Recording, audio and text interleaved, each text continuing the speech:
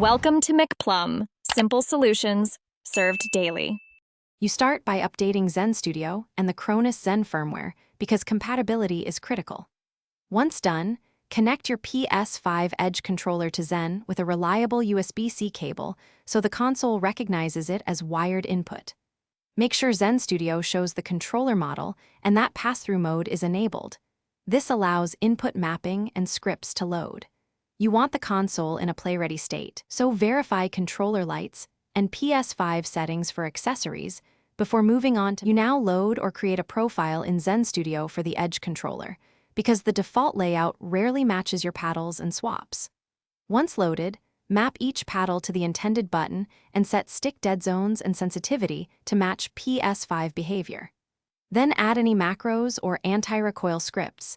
Test them in a training lobby so you can fine-tune timing and strength. Make sure to save the finalized profile to a specific memory slot on the Cronus Zen so it persists between sessions.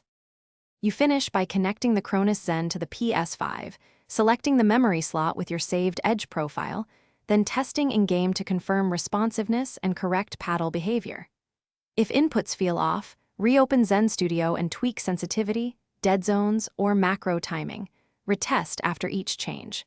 If nothing helps, reflash the Zen firmware, swap to a high-quality USB-C cable, and reload the profile. This usually fixes detection or stability problems. Remember, one systematic change at a time makes troubleshooting fast and predictable. Thanks for watching. Stay juicy and subscribe.